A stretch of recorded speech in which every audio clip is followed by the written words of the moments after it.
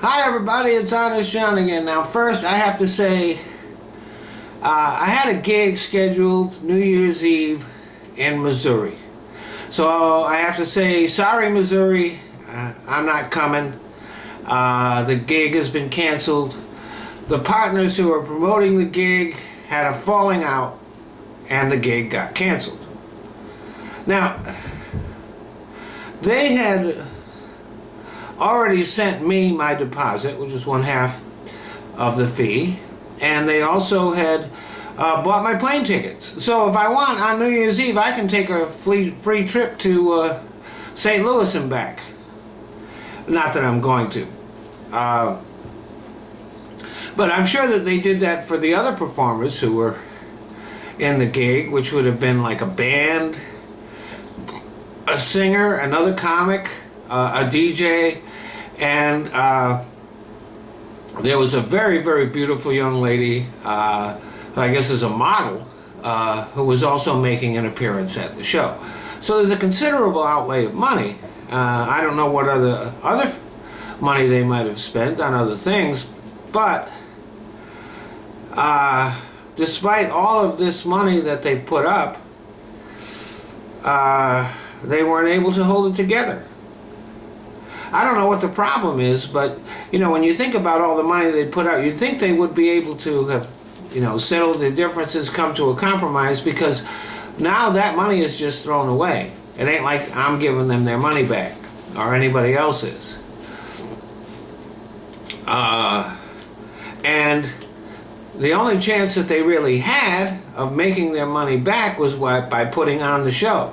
So I guess things got so heated between these partners that they would rather lose money than continue to work with each other. Now look, this isn't about me. This is not about a pity party for me. I'll be fine. I've been dealing with this kind of shit since 1987.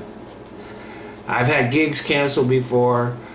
And I've had sometimes gigs that have been canceled that haven't been canceled that should have been. You know, I get there and the promoter hasn't done the job, and hardly anybody shows up, and then the promoter doesn't have the money to pay me. So I'd much rather have it canceled before I get there than have it be a disaster when I do.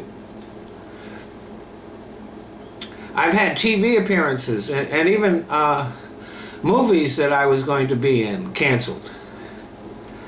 I've had great auditions and didn't get the part, and then I've had auditions where I've been absolutely lousy and didn't deserve the part. I can't even begin to tell you things that have gone wrong in my career. One time I did a gig and the promoter didn't get me back to the airport on time, and I missed the plane which was taking me to a gig which paid more. And then I was stuck there for 2 days, and all the expenses of that came out of my pocket. One time I arrived at the gig, big crowd waiting outside, but the owner of the club didn't show up because he was at home smoking crack. Just when I think that I've seen everything that can go wrong, somebody shows me a new wrinkle. So I have a lot of stories that I can tell you about things that have gone wrong. And I'm not alone. Everybody that I know in show business has stories like that. You know, actors who have gone through years of auditions and rejection every time, and then all of a sudden they arrive. You know, other comics, again, talking about shiesty promoters being ripped off, things like that.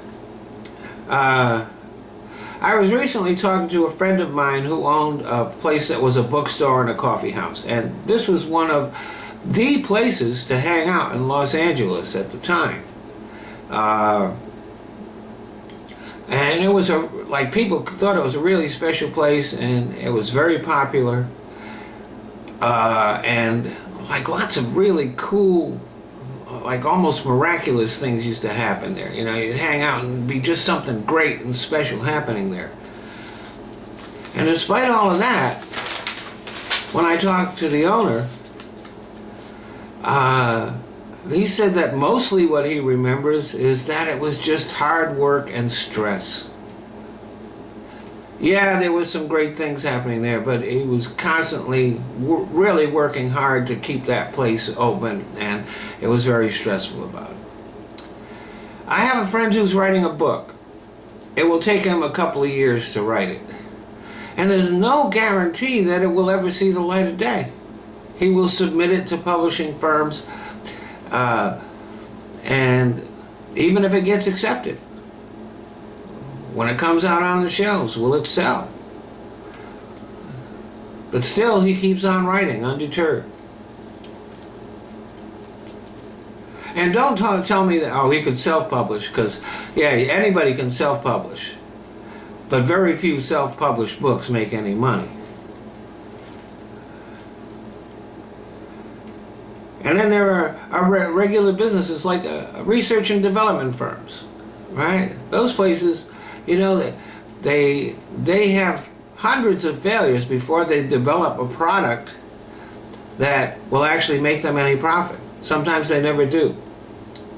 What I and all of these other people have in common is the ability to deal with disappointment, to stay hopeful and optimistic when things go wrong, and to believe in ourselves when it looks like there's no reason to. When I was a kid, my favorite team was the Boston Red Sox, still is. And at the time, they were terrible. They used to be in last place just about all the time.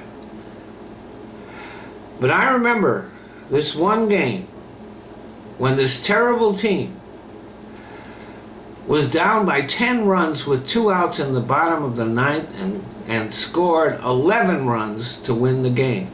It was at that time it was a major league record for a comeback in the ninth inning.